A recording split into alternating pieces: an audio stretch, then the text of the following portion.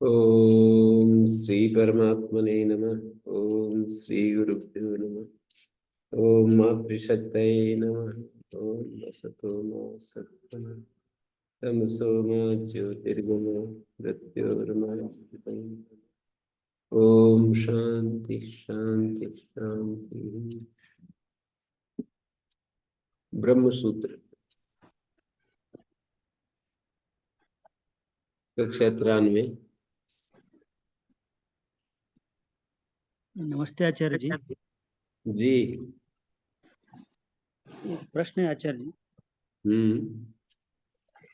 अभी जो अभ्यास चल रहा है, मतलब हमारी प्रैक्टिस जो तदा दृष्टि स्वरूप व्यवस्थानम, जैसा मतलब जो अवस्था बोलते स्थिति बोलते उसकी प्रैक्टिस, उसका अभ्यास चल रहा है। तो उसमें अभी योग दर्शन में कई सारे समाधि की बात की है।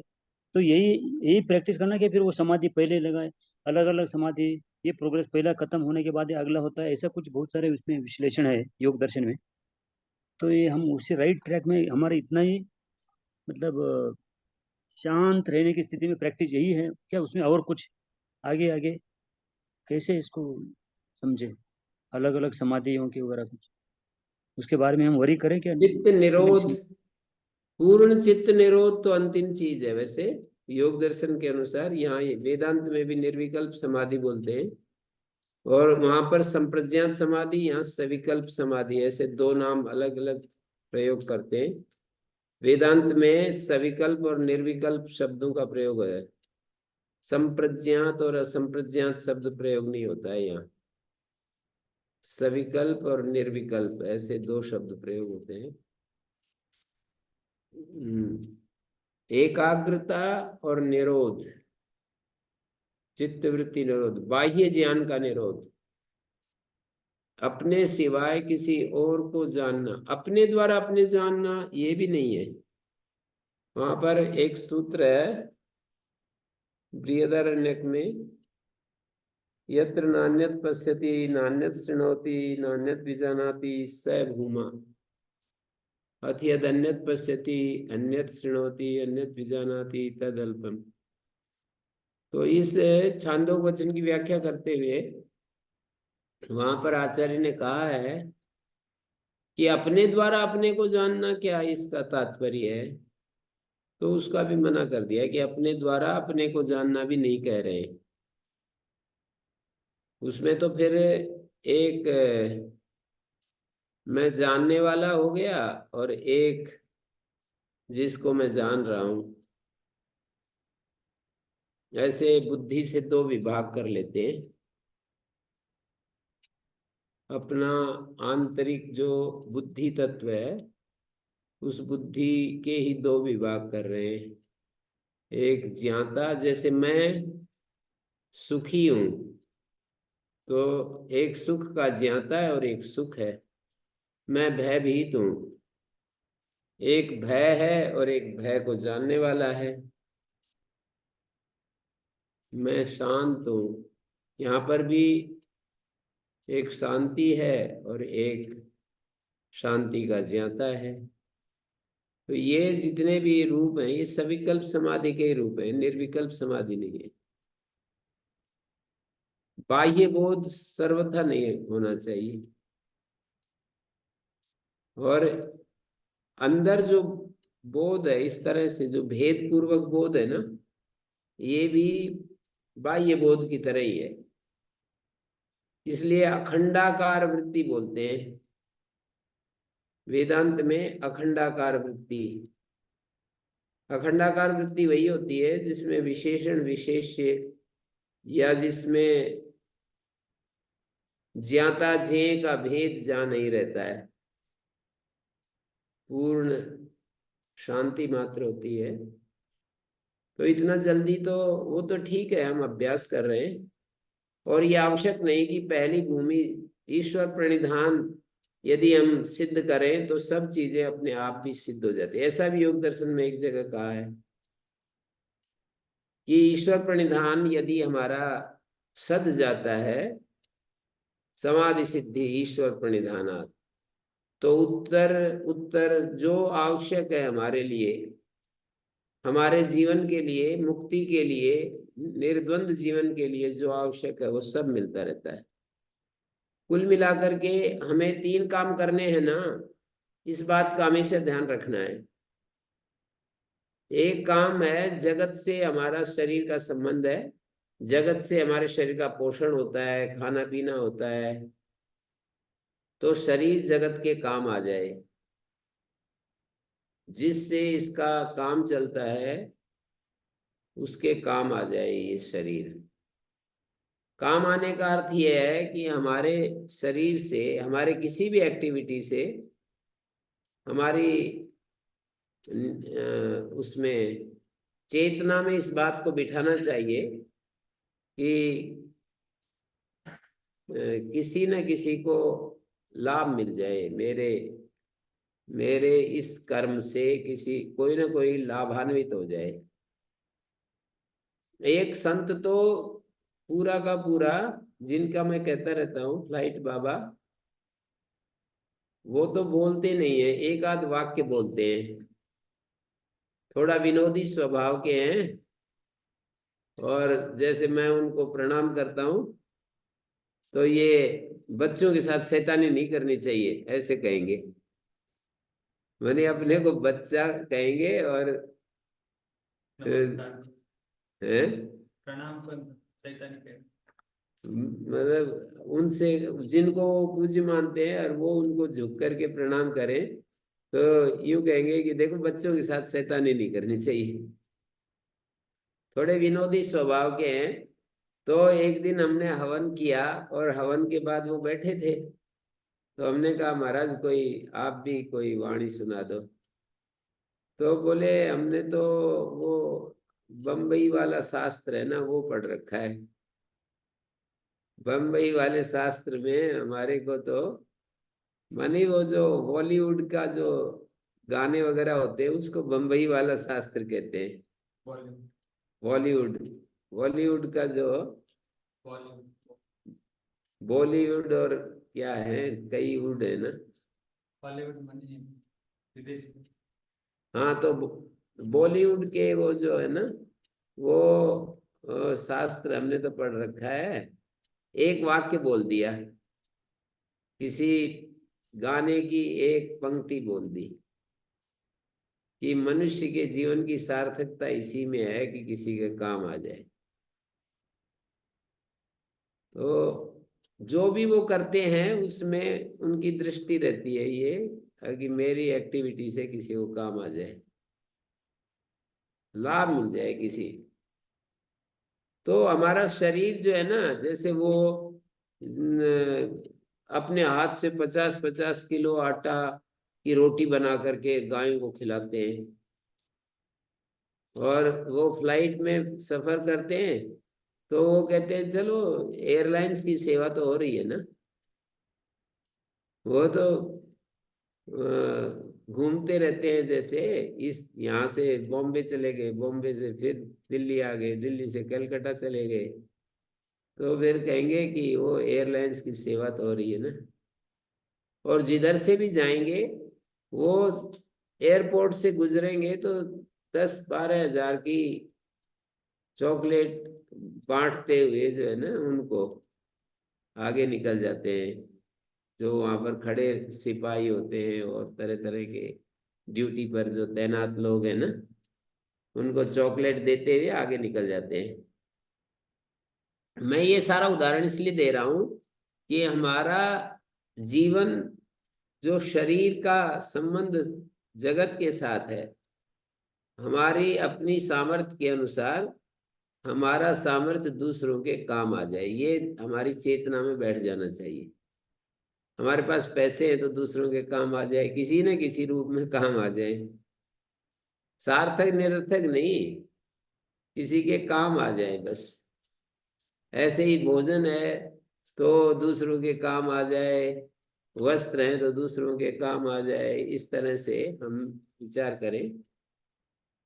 कोई व्यक्ति मौन रहते हैं, मौन, तो हमारा जो शरीर की, ये एक शरीर का एक कर्म हो गया कि भाई चुप रहना, वाणी शांत हो गई और वो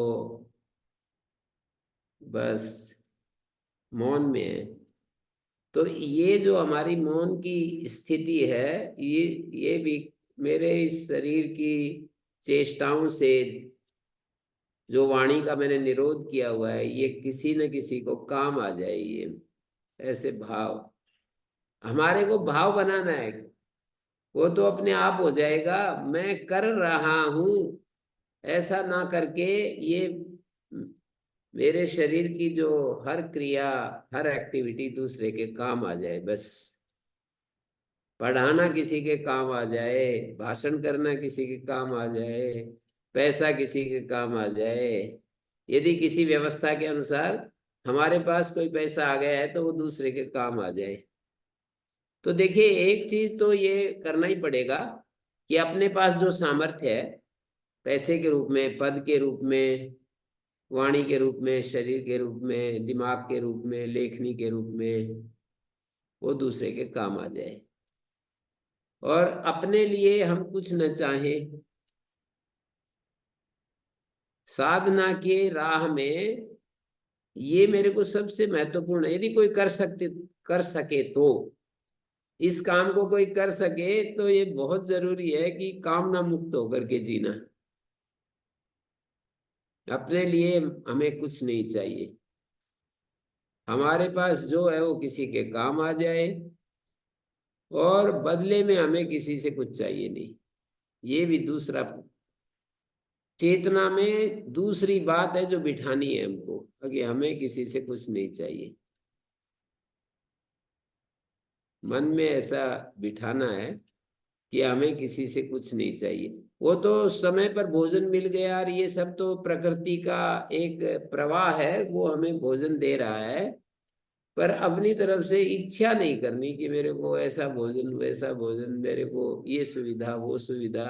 तो समझ लो कि हमने पालन कर लिया कि हम किसी से कुछ चाहते नहीं। कोई सम्मान करे, अपमान करे, कोई अच्छा भोजन दे, खराब भोजन दे, कोई सुविधाएं दे ना दे, ये यदि हम सम हो गए इन सब परिस्थितियों में, तो हमने अपनी कामना का त्याग कर दिया है, समझ लेना चाहिए। और यदि हम कुछ अपेक्षाएं रखते हैं ना, ये ऐसा होना चाहिए मेरे लिए, ये चीज चाहिए, वो चीज चाहिए, यदि हम कामना कर रहे हैं तो हम अपने लिए अकाम नहीं हुए। अकाम होने का अर्थ ये, संकट ये होता है, समझने में दिक्कत ये होती है कि ये समझते हैं कि जी अकाम तो हो ही नहीं सकते, रोटी खाएंगे और हम पानी पिएंगे, अकाम कैसे हो गए? और हम भोजन ग्रहण करेंगे, अकाम कैसे हो गए? तो हैं, घर चाहिए रहने के लिए। रहने के लिए घर चाहिए, अकाम कहाँ हो गए? तो इसका उत्तर ये दिया जाता है कि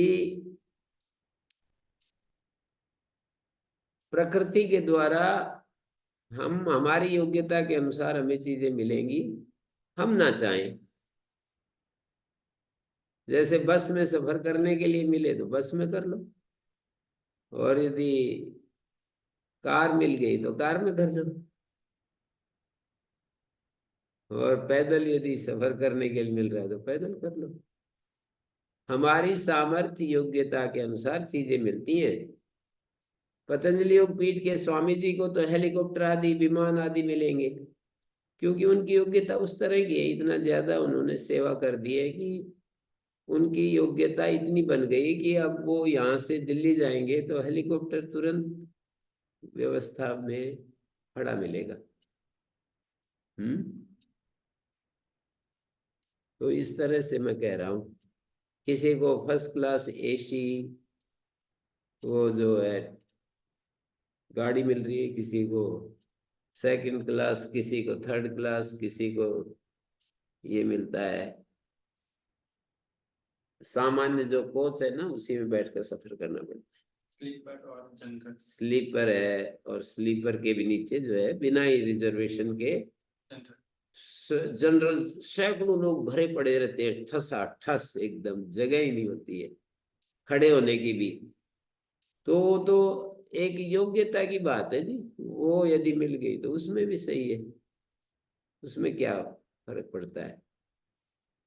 नहीं मिल रहा है तो हम ये मन में वो नहीं आना चाहिए, क्लेश नहीं आना चाहिए कि वो मिलना चाहिए था, ये मिलना चाहिए था, कुछ नहीं।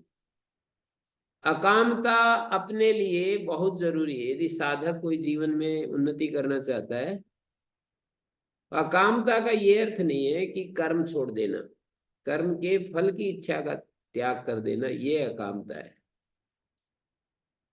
कर्म फल का त्याग, कर्म फल की इच्छा, कर्म फल का आग्रह है, उसका त्याग कर देना अकामता है। तो अपने लिए अकामता और भगवान के लिए प्रेम से भरे रहे, ये तीसरा साधना का, साधक का तीसरा जो आयाम है, क्षेत्र है, एरिया, कि हम भगवान जिस दाता ने ये जीवन दिया है ना, उसके प्रति प्रेम से भरे रहे। ये तीन काम यदि कर लेंगे ना,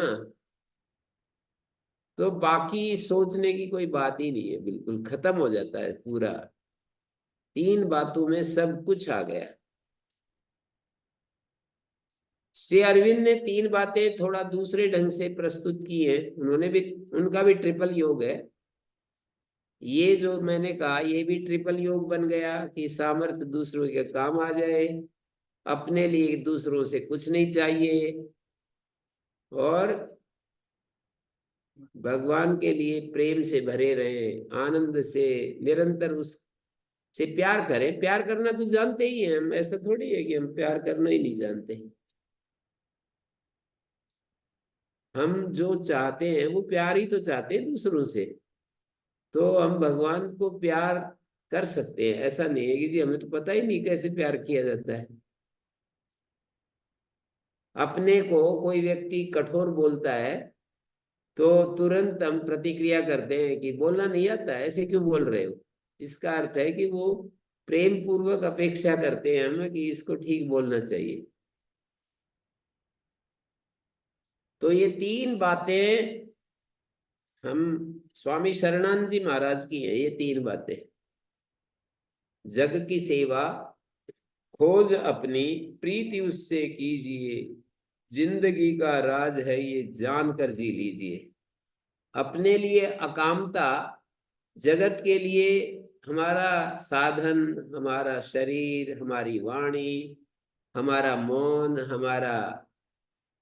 हमारा विचार, हमारा भाव, हमारी इच्छा दूसरे के लिए काम आ जाए। अपने लिए कोई इच्छा नहीं। इच्छा करें तो ये कि सब सुखी रहे, सब दूसरों के काम आ जाए। हम, हमारी जो इच्छा है, हमारे अंदर कोई इच्छा पैदा हो रही है, तो वो दूसरों के शुभ के लिए यदि वो इच्छा लग रही है कि सब सुखी रहे, सब आनंदित रहे, सब मौज में रहे, किसी को दुख ना हो, किसी को कष्ट ना हो, बाधा ना हो, तो समझ लो हमारा शरीर, वाणी, मन, बुद्धि ये दूसरों के काम आ रहा है। अपने लिए कुछ नहीं चाहे, बस इतने में ही समाधि हो जाएगी। या भगवान से अनन्य प्रेम हो जाए, इसमें भी समाधि हो जाएगी। दो चीजों में समाधि होती है। करने वाले में तो बस इतना भाव रखेंगे तो शांति और संतोष हमें मिलता रहेगा कि हमारा हमारा मन, बुद्धि, हमारे प्राण, हमारा शरीर, वाक शक्ति, हमारी पद प्रतिष्ठा, ये सब जो है ना दूसरों के काम आ जाए। हमें कुछ नहीं चाहिए, हमें कुछ नहीं चाहिए कहते, पहला वाला जो हिस्सा है ना वो जरूर करना पड़ेगा। आप ये कहोगे कि जी हम तो कुछ करना ही नहीं चाहते, मेरा न करना भी किसी के काम आ सकता है। कोई शिक्षा ले सकता है हमसे, न करने से भी मैं कुछ नहीं कर रहा हूं, पर उसमें भी यदि हमने ये निश्चय कर लिया कि मेरा न करना किसी के काम आ जाए, इस न करने से मैं, मेरे को बदले में कुछ नहीं चाहिए। मैं जो नहीं कर रहा हूं, कुछ भी नहीं कर रहा हूं, इसके बदले में लोग मुझे सम्मान दें, लोग मुझे आदर दें, ये सब हटाना पड़ेगा। तो ये ट्रिपल योग हो गया स्वामी शरणानंद जी महाराज का। श्री अरविंद का भी ट्रिपल योग है। यूं कहते हैं, इच्छा करो किसकी? संसार के पदार्थों की नहीं, साधन सुविधाओं की नहीं, भगवान की इच्छा करो बस। एक भगवान को ही चाहो, भगवान के आदेश को सुनो, भगवान को ही चाहो। और बीच बीच में फिर इस प्रक्रिया में अहंकार सिर उठाएगा और कुछ बीच बीच में अहम की मांग आने लगती है, तो उनको रिजेक्ट करो कि नहीं, मैं नहीं मुझे नहीं चाहिए ये सब। अहंकार की मांगे जब सिर उठाए तो उसको रिजेक्ट कर दो और पूर्ण रूप से जिसकी इच्छा की थी ना उसी को समर्पित रहो, क्षण क्षण में उसको समर्पित रहो, तो अपने आप सब कुछ हो जाएगा। इसमें वो योग दर्शन की सम्मति भी है, समाधि सिद्धि ईश्वर प्रणिधानात्। समाधि सिद्ध योग दर्शन तो बहुत समुद्र जैसा है, उसमें बहुत सारी प्रक्रियाएं हैं, वितर्कानुगत, विचारानुगत, आनंदानुगत, अस्मितानुगत समाधियां हैं। मन को स्थूल लेवल पर एकाग्र करना, सूक्ष्म लेवल पर एकाग्र करना, आनंद पर एकाग्र करना और फिर अस्मि भाव पर एकाग्र करना। जैसे वितर्कानुगत किसी स्थूल विषय पर मन को एकाग्र कर लिया, बस उसी को हम जान रहे हैं। जैसे मेरे को कोई बहुत प्रिय स्थूल चीज है, कोई वृक्ष बहुत अच्छा है, गाय बहुत अच्छी लगती है, तो बोले गाय को ही सामने अपने मन के सामने ला करके उस गाय के ऊपर ही केंद्रित रहो, वितर्कानुगत समाधि होगी। मैंने उस गाय को ही बस देखते रहो, उसको देखना मतलब उसको जानते रहो, कोई दूसरा विषय ना आए। जैसे एकाग्रता में दूसरा विषय आता है ना बीच में, तो बस उसको ही जानते रहो। आ जाए तो कोई बात नहीं, पश्चाताप मत करो, पर उसको ही देखते रहो। फिर उसी को देखना शुरू कर दो, क्योंकि हमारे कहने से नहीं आएगा ऐसा थोड़ी है कि कोई दूसरा विषय नहीं आएगा। ऐसा सोचने से थोड़ी रुकेगा दूसरा विषय, तो अपने संस्कार और अपने अभ्यास बस आएगा। दूसरा कोई विषय ना आए तो एक संस्कार को इतना प्रबल कर लेंगे कि वही संस्कार जब बहुत प्रबल हो जाएगा तो दूसरे संस्कारों को हटाएगा। तज्जा संस्कारो अन्य संस्कार प्रतिबंधी, ये नियम है कि जो ऋतंबरा प्रज्ञा से उत्पन्न संस्कार है वो दूसरे संस्कार को निरोध कर देता है। एक ही नियम है, किसी को हटाना चाहते हो तो उसका विरोधी संस्कार प्रबल होगा तो वो अपने आप ही हटा देगा। तो श्री अरविंद तो ट्रिपल योग इस तरह देखते हैं कि अभिप्सा, रिजेक्शन, एस्पिरेशन, रिजेक्शन और सरेंडर। अभिप्सा एस्पिरेशन किसके लिए? भगवान के लिए इच्छा करो, भगवान को चाहो, भगवान से मेरा संबंध स्थापित हो जाए, ऐसा है उनकी एस्पिरेशन। मेरा 24 घंटे भगवान से मेरा संबंध हो जाए, एक क्षण के लिए भी मैं उससे अलग ना हूं। तो आप इस तरह से भी चल सकते हैं, योग दर्शन की उस प्रक्रिया से भी आप चल सकते हैं। मैत्री करुणा मुदितोपेक्षा, क्या है मैत्री करुणा मुदितोपेक्षा? कि सुखी व्यक्तियों को देखकर मित्रता का भाव, दुखी व्यक्तियों को देखकर करुणा का भाव, और पुण्यात्माओं में प्रसन्न हो जाए, श्रेष्ठ व्यक्तियों को देखकर प्रसन्न हो जाए, और अश्रेष्ठ व्यक्तियों के प्रति उपेक्षा, इग्नोर कर दे उनको। एक व्यक्ति के भी ये चार चार रूप हो जाते हैं, कभी वो सुखी दिखाई देता है, कभी हमें दुखी दिखाई देता है, कभी वो पुण्यात्मा दिखाई देता है, कभी हमें लगता है कि ये व्यक्ति, ये इनका ठीक व्यवहार नहीं। एक ही व्यक्ति के भी चार चार रूप दिखाई देते हैं। तो जो रूप सामने आए, जब उस व्यक्ति का ठीक रूप नहीं दिखाई दे तो इग्नोर कर दो। और योग दर्शन में एक बहुत बड़ी चीज कही है, ध्यान बहुत, मेरा तो अभी गया है कुछ दिन से उसकी तरफ,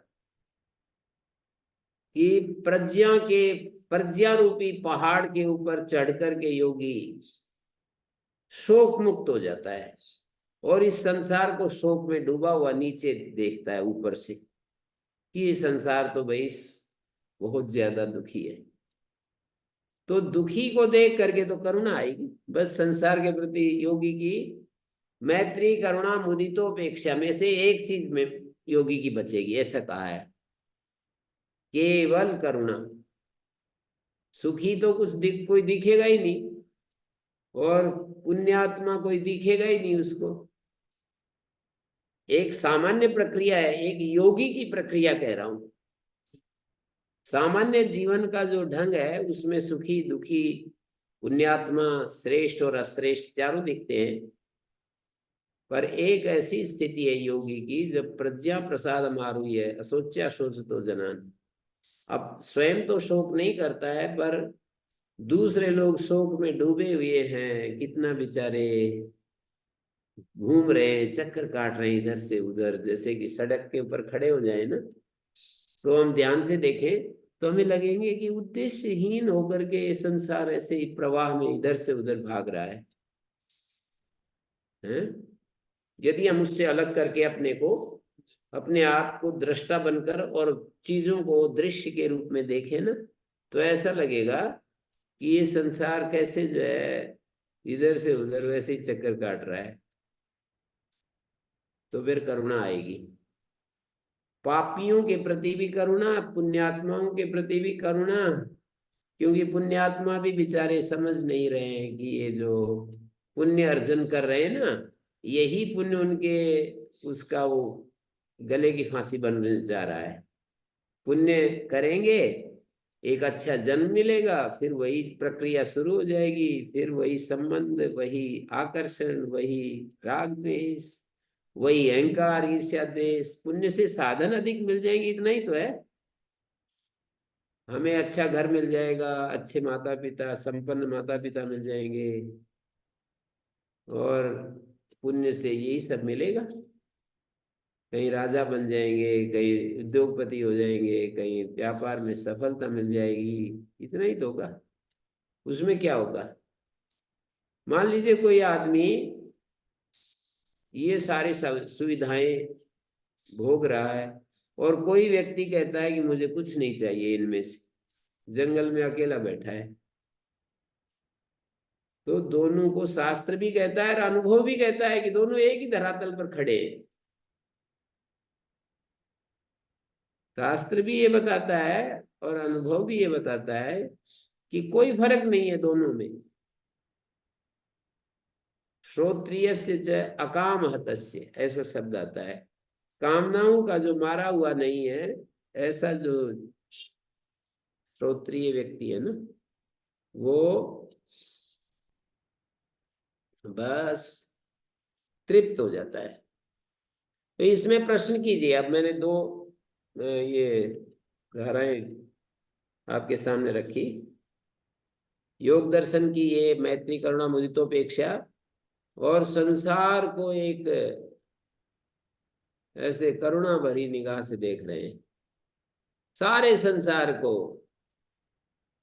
और हम बिल्कुल उन सब दुखों से अपने को अलिप्त पाते हैं कि ये सारे देखो कितने दुखों में जो डूब रहे, और मैं भी कभी डूबा हुआ था, उससे मैं अपने को अब दुख मुक्त पा रहा हूं, मैं अपने को अलग पा रहा हूं, कोई शोक कोई दुख मुझे स्पर्श नहीं कर रहा। ये तो तब आएगा जब हम बिल्कुल कामना रहित हो जाएंगे। कामनाओं के चलते हमारे को ये स्थिति मिल जाए, ऐसा नहीं हो सकता। तो योग दर्शन की एक साधना तो ये हो गई, करुणा, सारे विश्व में करुणा। करुणा मतलब दुखियों में करुणा करने की बात कही है ना, तो दुखी के सिवाय उसको कोई दिख ही नहीं रहा। पुण्यात्मा भी वैसे ही, पापी भी वैसे ही, और सुखी भी वैसे ही, दुखी भी वैसे ही। दुखियों के प्रति तो करना है ही, सुखी भी तो वैसे ही है। सुखी व्यक्ति दिख रहे हैं तो उसमें संस्कार पड़ रहा है, फिर वो सुख के लिए कोशिश करेंगे। फिर वही राग द्वेष मन वाणी कर्म से, योग दर्शन में कहा है कि सुख में, सुख का कारण धर्म, और धर्म यानी सुख जो होता है, व्यक्ति को ये देखना चाहिए कि जो सुख होता है ना हमको, तो वो क्यों, कहाँ से हुआ है? बोले धर्म से हुआ है। और दुख होता है वो अधर्म से हुआ है। सुख के प्रति फिर राग होगा, दुख के प्रति द्वेष होगा। राग द्वेष से प्रेरित होकर फिर अपने मन वचन कर्म से कर्म करेंगे। उस कर्म में किसी को हम अनुग्रह करेंगे, किसी को पीड़ा देंगे। किसी पर तो हमें, किसी के लिए सुख देंगे, किसी के लिए दुख। ऐसे ही तो हो रहा है। हम अपने अपने जीवन को देखें, किसी को सुख दे रहे हैं, किसी को दुख दे रहे हैं। सुख, जितना सुख दे रहे हैं उतना फिर हमारा पुण्य बन जाता है, दुख दे रहे हैं पाप बन जाता है। और पाप पुण्य से प्रेरित होकर के फिर कर्म कर रहे हैं। जितना सुख दिया था हमारा धर्म, और दुख दिया था धर्म, और उससे हमें फिर वही राग द्वेष इन सब से। तो मन को एकाग्र करने की साधना पर आप ज्यादा फोकस कर रहे हैं, तो योग दर्शन की वो साधना भी है। विराम प्रत्याभ्यास पूर्व संस्कार शेषो अन्य। विराम प्रत्यय का अर्थ होता है सर्व निरोध का जो कारण है पर वैराग्य। सर्व निरोध का कारण पर वैराग्य, उसके अभ्यास पूर्वक संस्कार मात्र जिसमें शेष है ऐसा असंप्रज्ञात समाधि। और वितर्क, विचार, आनंद और अस्मिता, स्थूल विषय में एकाग्र होना। स्थूल विषय नहीं है तो केवल रूप तन्मात्रा में एकाग्र होना, रस तन्मात्रा, स्पर्श तन्मात्रा, गंध तन्मात्रा, किसी एक तन्मात्रा में हम अपने को एकाग्र कर दें, बस एकाग्रता की साधना और सूक्ष्म हो जाएगी। या हमें आनंद आता है, किसी जो इंद्रियों के विषय को रोक दिया तो हमें एक सुख का आभास मिलता है, उसी सुख पर अपने को एकाग्र कर दें, यह आनंदानुगत समाधि है। और अस्मि भाव पर, अपने अस्मि भाव पर एकाग्र हो गए तो अस्मितानुगत हो गई। तो इस तरह से मैंने कुछ आपके सामने रखा है। इसमें किसी का कुछ प्रश्न है तो बोलिएगा। मैत्रेय जी। धन्यवाद आचार्य जी, स्पष्ट हो गया अभी।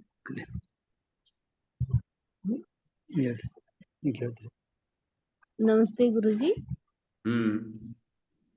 संयम क्या है? संयम तो योग दर्शन का टेक्निकल वर्ड है एक, और लोक व्यवहार में संयम का एक अलग अर्थ है। संयम का अर्थ है जहां पर हमारी अनियंत्रित, हमारा जो अनियंत्रित स्वभाव है वो काम ना करे तो संयम। दो जगह प्रयोग होता है ना संयम शब्द का। त्रयम एकत्र संयम, योग शास्त्र की दृष्टि से देखें तो धारणा, ध्यान, समाधि, ये तीनों जब इकट्ठी हो जाती हैं तो वहां पर संयम हो जाता है। मानी जहां धारण की है वहीं ध्यान और वहीं समाधि। और लोक व्यवहार में तो संयम का सीधा अर्थ है अपने इंद्रियों का निग्रह, मनोनिग्रह। मानी शास्त्र विरुद्ध विषय में मन का न जाना, और आचार्यों से विरुद्ध विषय में मन का न जाना, ये संयम है। ओम जी। आचार्य जी। जी, ये जिस तरह मान लो कि आप पुण्य का काम कर रहे हैं, हमें उपदेश दे रहे हैं, हमारा भी कल्याण है, और वैसे तीन जगह पर मैंने ऐसा पाया, शास्त्रों के अंदर, सांख्य दर्शन के अंदर भी, और कठोपनिषद में भी, और दूसरा मेरा छूट गया है अभी, गीता के अंदर भी। जो उपदेश करने वाला जो होता है वो निश्चित रूप से वो मोक्ष का भागी होता है, और सुनने वाले भी अगर चलेंगे तो वो भी होते हैं। परंतु ये पुण्य का कार्य होगा, कार्य है ये। तो जो पुण्य जो करता है उसका जन्म निश्चित रूप से है। तो यहाँ पर विरोधाभास हम कैसे देख रहे हैं? हाँ नहीं, मैंने बताया इसके लिए, यदि पुण्य कर रहे हैं तो जन्म तो निश्चित है। तो यदि इसको हम हमारे, पुण्य माने या नहीं माने जो आप पढ़ा रहे हैं इसको? नहीं ये तो वो तो दोनों ही स्थिति हो सकती है। मैं पुण्य कर रहा हूं यदि मेरे संकल्प में जैसा यथा उसमें आता है ना, छांदोग्य उपनिषद में तीसरे अध्याय के 14वें खंड में, सर्वम खलु इदम ब्रह्म तज्जलान इति शांता उपास यथा क्रतुर पुरुषा अस्मिन् लोके भवति तथा इता प्रेत्य भवति तत्क्रतुम कुर्वीत।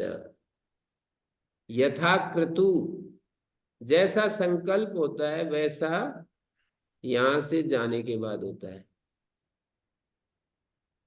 जैसे संकल्प होगा उसके अनुसार हमें उसका परिणाम होगा, क्रिया से निर्धारित नहीं होता है। कोई आदमी उपदेश दे रहा है तो वो पुण्य है, और उपदेश दे रहा है तो वो मुक्त पुरुष है, ऐसा नहीं। वो दूसरे इसको निर्धारण नहीं कर सकते हैं, कर भी सकते हैं मोटे मोटे रूप में, बाहर से करते भी हैं, पर पूरा निर्धारण हो नहीं पाएगा। वो तो कहा है ना, गीता में ये कहा है कि भाई जैसा योगी भी वैसे ही कर रहा है कार्य, तो जैसे कि दूसरे लोग कर रहे हैं, लेकिन फर्क आसक्ति अनासक्ति का होता है। कर्म फल में कितनी आसक्ति है, कितनी अनासक्ति है। एक सहज, जो जैसे भूख लगी और भोजन कर लिया और उसमें हमारे को कोई आग्रह नहीं है, तो भोजन में राग थोड़ी कहेंगे। अच्छा भोजन भी मिल रहा है, हमारी योग्यता के अनुसार अच्छा तो मिलेगा,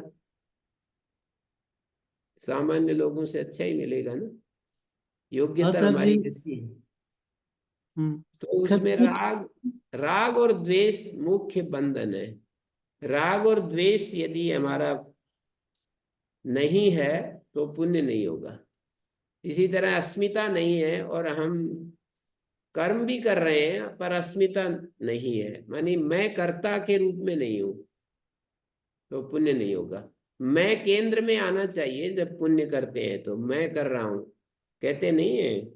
कई लोग कहेंगे मैंने ये किया, मैंने वो किया, मानते भी हैं, केवल ऐसा नहीं। कभी ये भी कह देंगे कि भगवान की योजना है, भगवान ही करवा रहा है हमसे, पर उस प्रशंसा भी होती है तो उसमें हम राजी भी होते हैं, तो फिर तो पुण्य ही हो रहा है। जब हम राजी हो रहे हैं, सुख ले रहे हैं, केंद्र में हम बैठे हुए हैं, सुख लेने वाला बैठा है, तब तो पुण्य ही है। और सहज रूप से ये चीजें हो रही हैं तो फिर पुण्य नहीं है, वो तो सहज प्रकृति के गुणा गुणेश वर्तनते, गुण गुणों में वर्त रहे हैं। वो हमारे को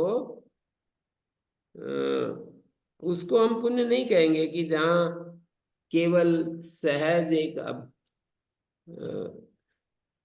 हमारा जो अभ्यास है, हमारे जो प्राचीन जो ज्ञान की स्थिति है उसके अनुसार कोई आकर के, जैसे किसी ने पूछा, रमन महर्षि महर्षि का उदाहरण ले सकते हो, जैसे उनसे कोई आकर पूछता था, उनके आगे बैठ जाता था, तो ऐसे तो कितने लोगों को राहत दे रहे थे, कितने लोग उनसे लाभान्वित हो रहे थे, पर रमन महर्षि कोई पुण्य अर्जित कर रहे थे उस सब से, ऐसा नहीं कह सकते।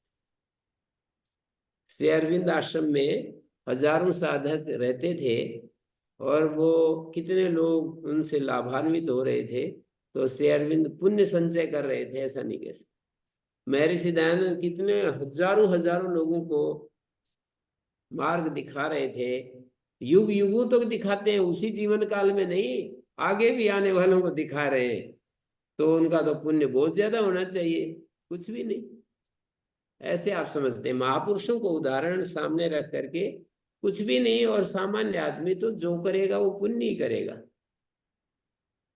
या पुण्य अपुण्य करेगा, पाप करेगा या पुण्य करेगा, किसी को दुख देगा या सुख देगा, और उसमें अहम बैठा रहता है, बीच में कर्ता के रूप में बैठा रहता है।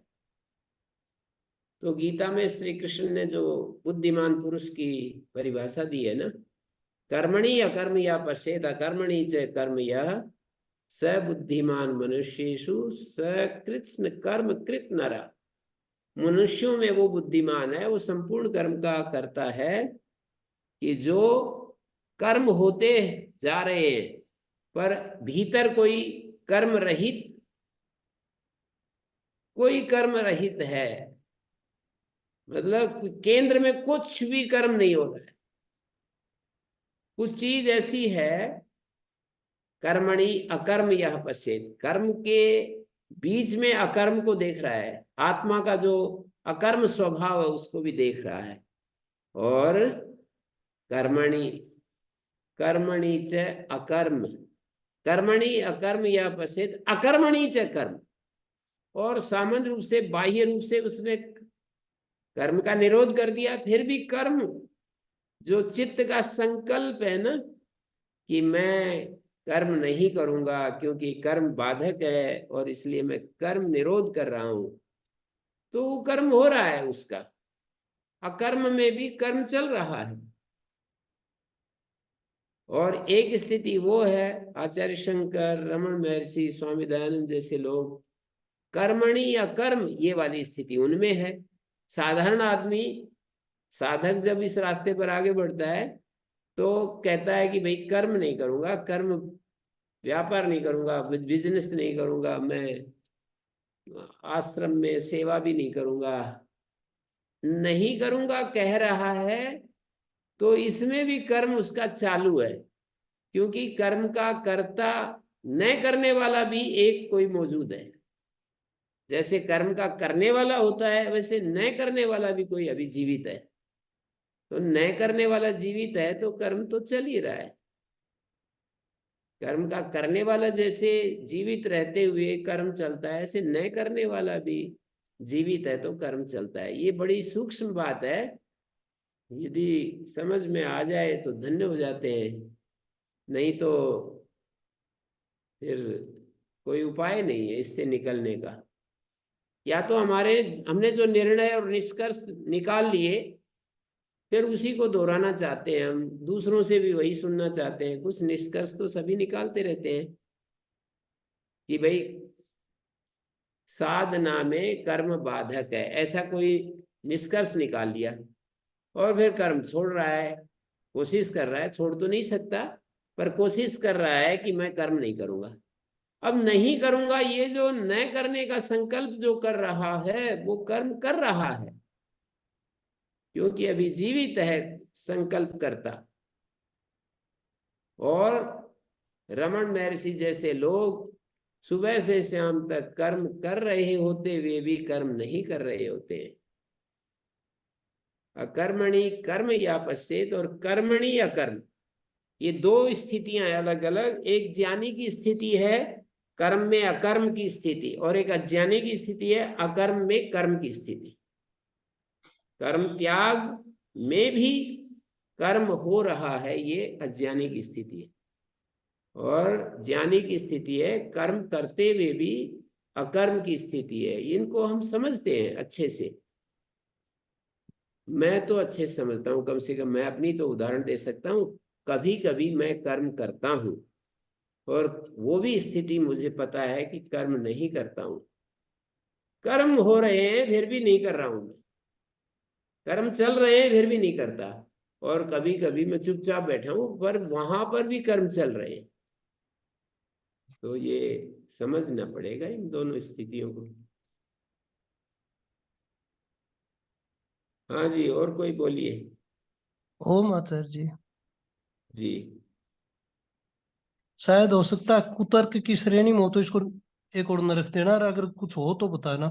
जैसे हम शरीर को, जैसे आप शरीर से चेष्टाएं करते हो हमें पढ़ाते वक्त, जी तो ये चेष्टाएं जो होती हैं जो हमारे शरीर में, क्या ये आपको ये आपका जो शब्द लगा है ना, यहाँ पर मैं थोड़ी गलती चाहूंगा, ये आपको भान नहीं होता।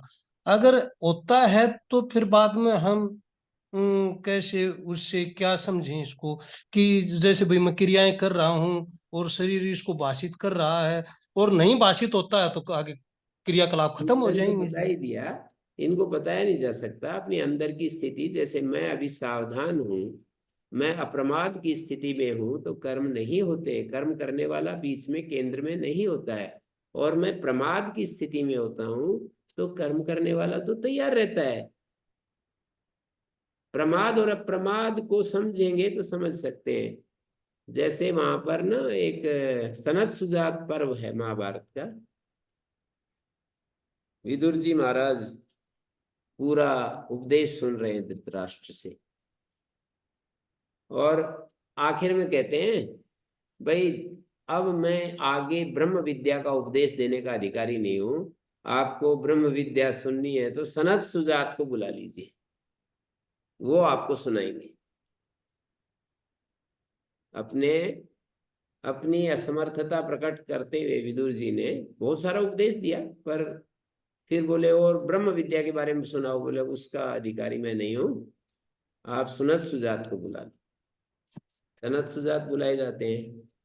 वो कहते हैं, प्रश्न करते हैं धृतराष्ट्र सनत सुजात के सामने कि ये मृत्यु और अमृत्यु की बात हमने सुनी है आचार्यों से, आपके विचार में मृत्यु क्या है, अमृत्यु क्या है, अमरत्व क्या है, अमृतत्व क्या है, मृत्यु क्या है? ये प्रश्न किया। तो उन्होंने कहा कि ये जो प्रमाद है यही मृत्यु है, और अप्रमाद ही अमृतत्व है। और फिर प्रमाद और अप्रमाद क्या है, सनत सुजात पर भाष्य किया है आचार्य शंकर ने, महाभारत का वो पोर्शन है उस पर भाष्य लिखा है। तो कहते हैं आत्मा से च्युत होना ही प्रमाद है, और आत्म ज्ञान की स्थिति में बने रहना यही अप्रमाद है।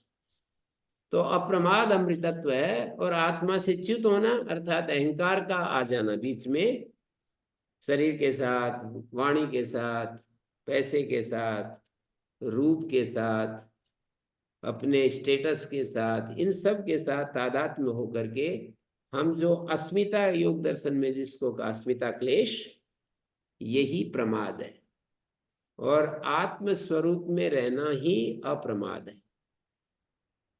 तो कठोपनिषद के एक वाक्य का अर्थ करते समय हम समझ सकते हैं कि योगो ही ये अप्रमत्तस्तदा भवति योगो ही प्रभवाप्येय ताम योगमिति मन्यन्ते स्थिराम इंद्रिय धारणाम अप्रमत्तस्तदा भवति योगो ही प्रभवाप्येय।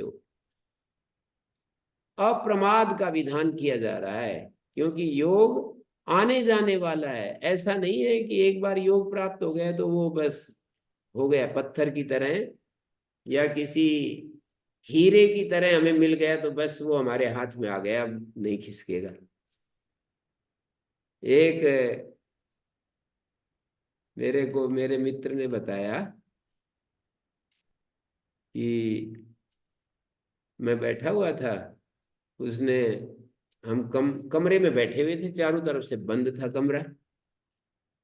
तो उसने कहा कि मैं एक चीज, आप जितना मांगो, जितने पैसे आपको चाहिए। तो उन्होंने कहा कि 50 लाख, 1 करोड़, ऐसा कुछ बोल दिया। तो बोले अच्छा उधर देखना, वो दीवार की तरफ देखना। 1 सेकंड में ही वो अट्टेची पूरे रुपयों से भरी हुई, बोले ये लो, वो सामने उपस्थित हो गई। फिर वो बोले अब इसको संभाल के रखना, इसको अब गायब मत होने देना। कुछ देर तो वो बात करते रहे, बोले इसको संभाल के रखना, अब इसको गायब मत होने देना। तो वो तो 1 सेकंड इधर देखा और वो गायब हो गया, वो खाली एकदम।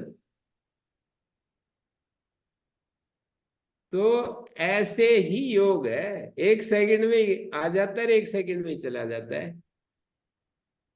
रुपयों से भरी हुई अटैची गायब होगी। और प्रामाणिक व्यक्ति था वो व्यक्ति, कोई ऐसे नहीं था। वो अतीन्द्रिय शक्तियां यहाँ पर हैं, काम करती हैं। मैं, मेरे पास लिखा हुआ जो मैं कागज बताता रहता हूँ कि एक व्यक्ति ने हमें हमसे कागज मांगा, कोरा कागज, और उसने पेन खोल करके उसके ऊपर लिख दिया।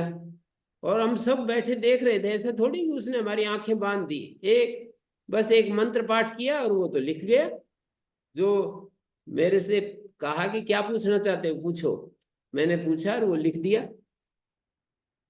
तो ऐसे ही, ऐसा नहीं होता है कि योग एक बार प्राप्त हो गया तो अब सदा के लिए प्राप्त हो गया। वो भी स्थिति आती है, ऐसे योग शास्त्र में ही कहा है, वो भी एक स्थिति आती है हमारी, पर वो तो बहुत बहुत बाद की स्थिति है। अभी हमने योग साधना शुरू की है, तो वो तो ऐसी स्थिति रहेगी, कभी आएगा कभी जाएगा, तुरंत गायब तुरंत आ गया। नोटों से भरी हुई अटैची जैसे आ गई और अगले ही क्षण गायब भी हो गई। उसने तो दूसरी तरफ देखा, वो अटैची गायब हो गई। और कमरा तो बिल्कुल खाली था, ऐसा नहीं कि वो छिपा लिया होगा, वहां कहीं कर दिया होगा। और चारों तरफ से बंद था, बंद कमरे में वो सब आ गया और बंद कमरे से निकल गया। योग भी ऐसा ही है, एक क्षण में आता है, एक क्षण में जाता है। 1 महीने तक एक साधक हमारे पास रह रहे, 1 महीने का या 21 दिन का जो भी उन्होंने संकल्प किया, तो अपनी शांत स्थिति में रहेंगे और एक क्षण में ही जैसे ही कहेंगे कि अब मैं वहां जा रहा हूँ, अभी मैं घर जा रहा हूँ, तो वो जो प्राप्त किया है ना वो गायब हो जाएगा। ऐसा नहीं है कि वो बस एक बार मिल गया तो बस मिल गया। कोई पुस्तक हमको हमको दे दी तो बस हमारे पास रहती है ना, ऐसा नहीं है। तो कर्ता और अकर्ता हमें पहचानना होता है कि कब हम कर्ता होते हैं और कब हम अकर्ता होते हैं।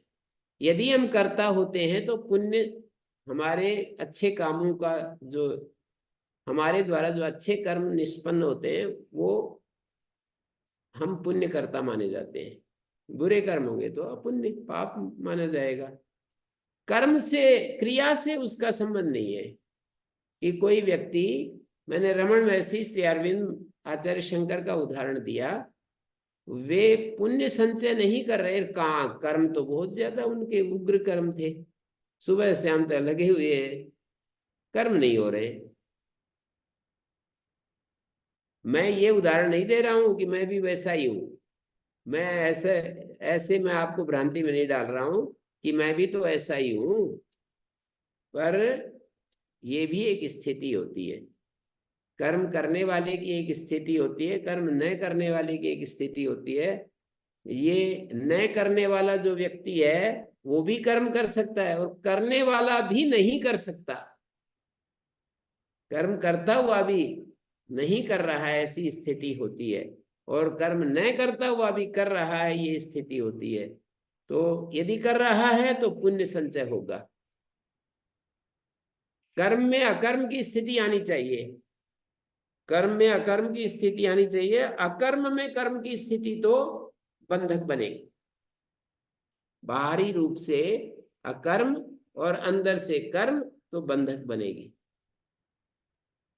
गहना कर्मणो गति, कर्म जो है बहुत ही, कर्म की गति बड़ी गहन है, गंभीर है।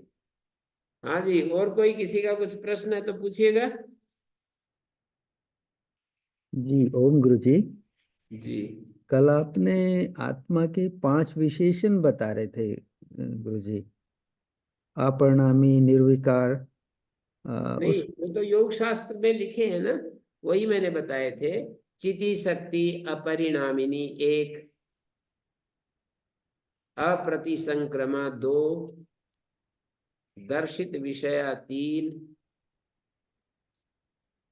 शुद्धा 4, अनंता 5।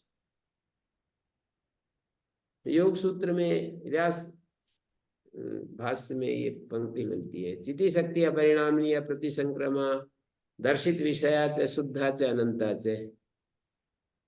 और फिर अतो विपरीता विवेक ख्याति, इससे विपरीत है विवेक ख्याति। विवेक ख्याति आत्मचिति शक्ति से अलग स्वभाव की है, अर्थात वो विवेक ख्याति भी परिणामी हो जाती है। विवेक ख्याति इतनी बड़ी चीज है, वो भी बदलने वाली है, वो शुद्ध नहीं कह सकते, उसको भी अनंत नहीं कह सकते, उसको भी दर्शित विषया नहीं कह सकते, उसको अप्रतिसंक्रमा नहीं कह सकते। चिति शक्ति तो ये अपरिणामनीय अप्रतिसंक्रमा आदि है, लेकिन विवेक ख्याति इससे विपरीत है, अर्थात वो परिणामी है। विवेक ख्याति परिणाम वाली है, प्रतिसंक्रांत होने वाली है, शुद्ध नहीं है, वो अशुद्धि से मिली हुई है, अनंत नहीं है, वो अंत वाली है। अनंत का एक अर्थ तो ये है कि जिसका चिति शक्ति अनंत है, अर्थात लिमिटेड नहीं है, यहीं पर हो ऐसा नहीं है, अनलिमिटेड है। और ये विवेक ख्याति तो एक मनुष्य के मन में जो है ना, मनुष्य के बुद्धि में पैदा होती है, तो लिमिटेड हो गई ना, अनंत नहीं कह सकते। दर्शित विषय का अर्थ होता है दर्शिता विषया यस्यैहि, जिसके सामने बुद्धि के द्वारा विषय प्रस्तुत किए जाते हैं।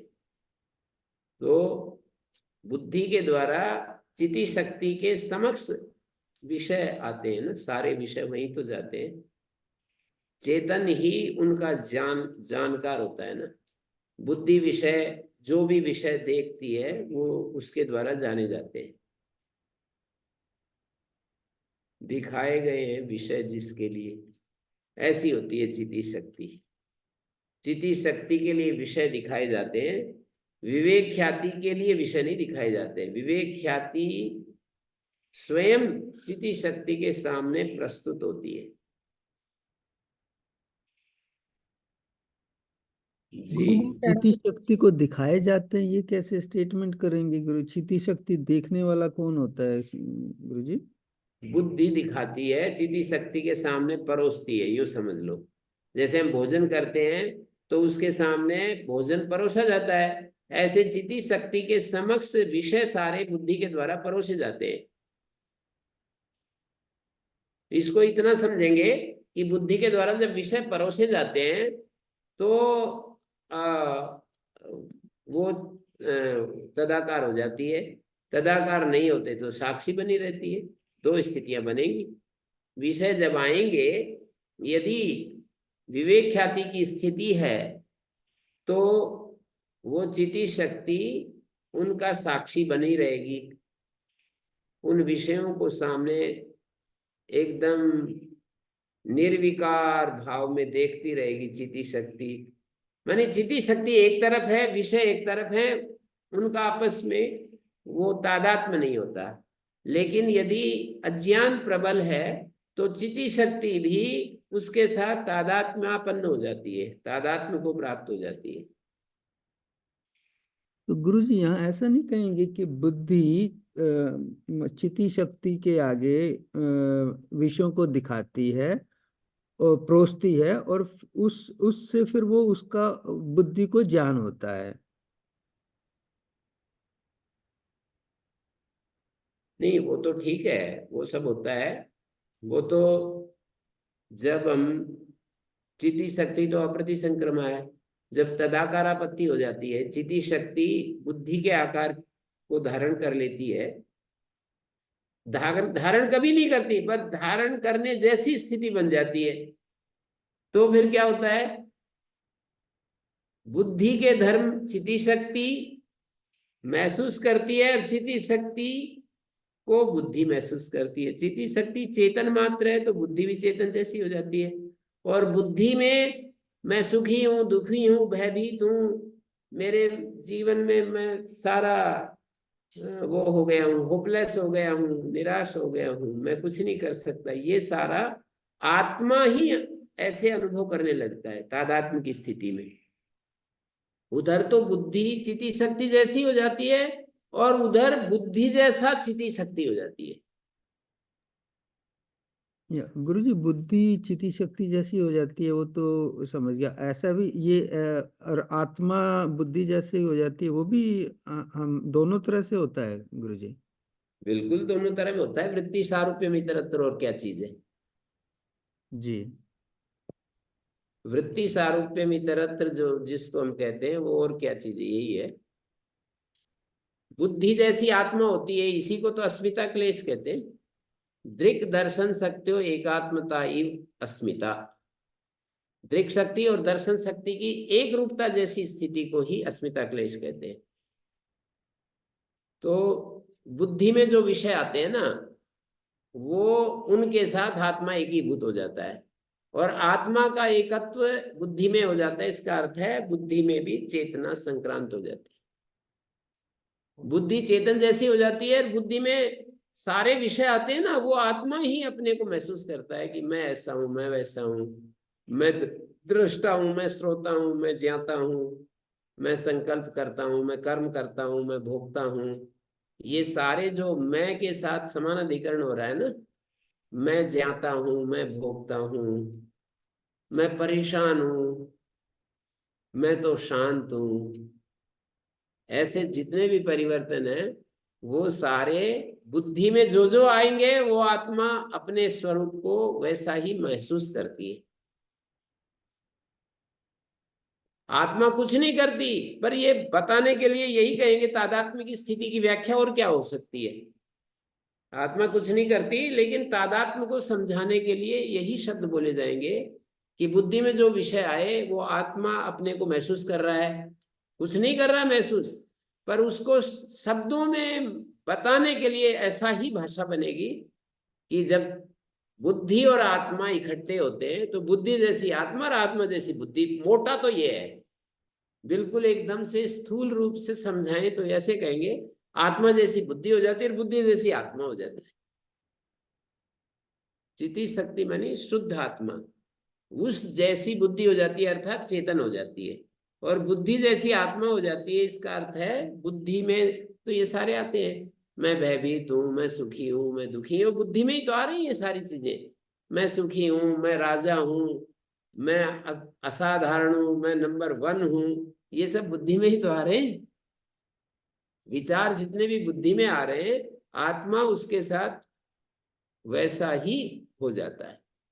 बुद्धि में आए हुए विषय आत्मा के साथ एकीभूत हो जाते हैं।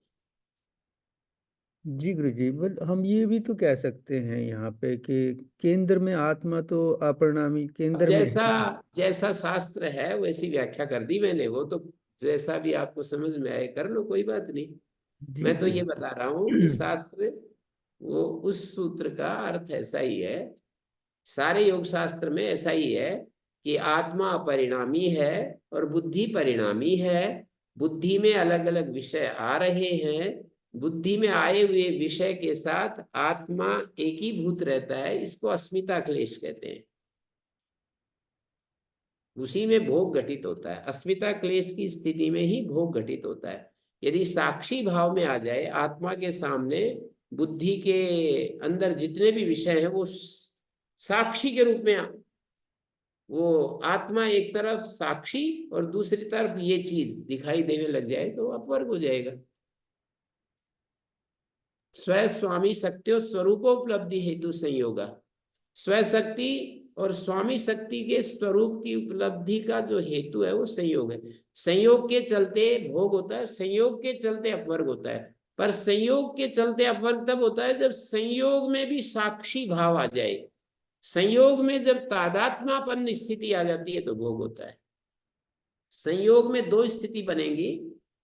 संयोग में तादात्म्यपन्न स्थिति बनेगी, तादात्म्य बनेगा, और संयोग केवल साक्षी रूप भी होगा।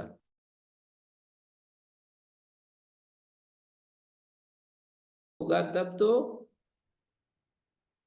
क्या होगा? तब अपवर्ग होगा। अपवर्ग हो गया। जी जी गुरु जी, बहुत सुंदर गुरु जी। जी गुरु जी, बुद्धि जनित जो भी विषय होते हैं तो ये जी क्या अनात्म में विषय में आते हैं या आत्म में इसमें आते हैं? सारे अनात्मा में आते हैं। बुद्धि में बुद्धि की 3 स्थितियां है ना, सात्विक, राजसिक, तामसिक। तो बुद्धि में अच्छे विषय भी आते हैं, बुद्धि में खराब विषय भी आते हैं अनात्मा में।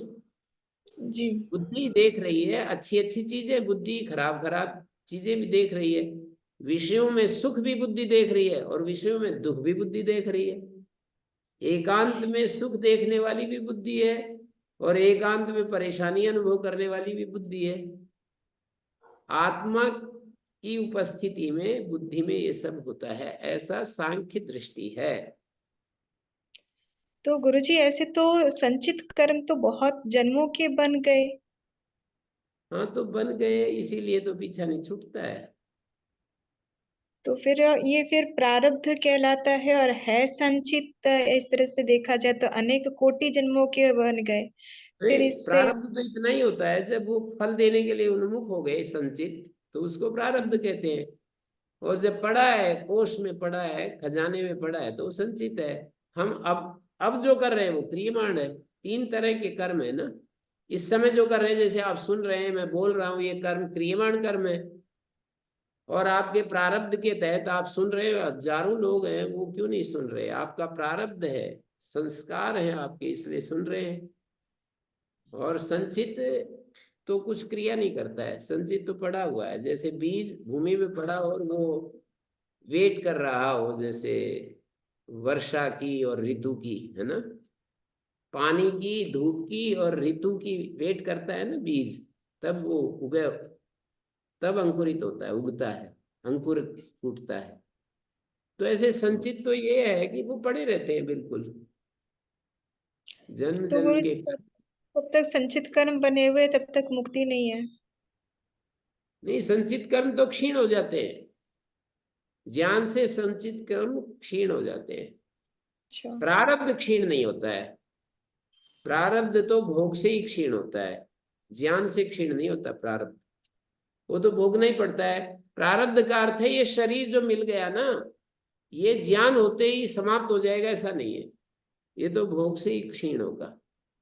तो प्रारब्ध जो संचित से ही प्रारब्ध बने होंगे ना गुरु जी, तो वो तो कई जन्मों के होंगे जो हम अभी ये भोग रहे हैं। अभी और न प्रारब्ध जाने और संचित को समझने के लिए थोड़ा सा कष्ट करना पड़ेगा। पड़ेगा। प्रारब्ध और संचित को समझने के लिए थोड़ा कष्ट करना पड़ेगा। संचित जी। वो होते हैं जो भी कर्म किए हमने, जो अच्छे बुरे, किसी को सुख दिया, किसी को दुख दिया, अपने को सुख दिया, अपने को दुख दिया, और वो फल में परिवर्तित नहीं हुए, तो वो संचित है। और जब मरते समय जो कर्म फल में परिवर्तित हो जाते हैं ना, जिन कर्मों के तहत हमें जाति मिलती है, जन्म मिलता है, आयु मिलती है, सुख दुख के साधन मिलते हैं, उसको प्रारब्ध कहते हैं। ओ। प्रारब्ध को ऐसे समझिए कि मरते समय, हमारा शरीर त्याग करते समय, जिन कर्मों से हमारे को एक शरीर मिलेगा, उसकी आयु मिलेगी, उसके लिए सुख दुख के साधन, क्यों भेद है ये सब। देखो ना, किसी को अच्छा रूप मिल गया, किसी को अच्छा स्वस्थ शरीर मिल गया, किसी को धनवान माता पिता मिल गए, किसी को अच्छी बुद्धि मिल गई, किसी को अच्छा गला मिल गया, किसी को वाक शक्ति इतनी स्पष्ट होती है कि वो कितना, उससे उसको साधन मिल जाते हैं। तो ये सब प्रारब्ध से मिलते हैं। तो गुरु जी, प्रारब्ध का संक्षेप भी किया जा सकता है, उन्हें परिवर्तन भी किया जा सकता है क्या? नहीं, प्रारब्ध तो फल से भोगा जाता है, और ज्ञान से उसको भोगते समय स्वस्थ रह सकते हैं। प्रारब्ध यदि अवर कोटि का है, तो उसमें जो परेशानी आएगी ना, तो ज्ञान से हम उसको वो कर देंगे, न्यूट्रलाइज कर देंगे। और बहुत अच्छा सुख मिल रहा है प्रारब्ध के द्वारा, तो ज्ञान से लिप्त नहीं होंगे उसमें। प्रारब्ध अच्छा और बुरा दोनों होता है। अच्छा दिमाग मिल गया तो लिप्त नहीं होंगे, नहीं तो अज्ञान की स्थिति में अच्छा दिमाग मिल गया तो कुछ न कुछ करेंगे हम, और कुछ न कुछ करेंगे, उसमें सुख भोगेंगे, दुख भोगेंगे।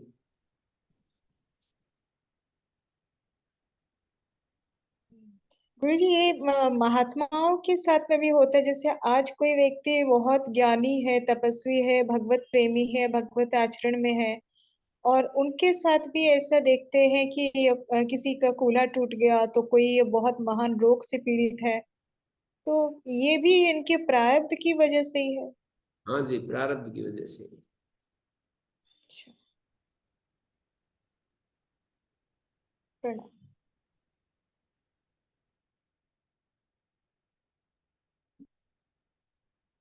ओम शांति शांति शांति। ओम प्रणाम गुरु जी। प्रणाम।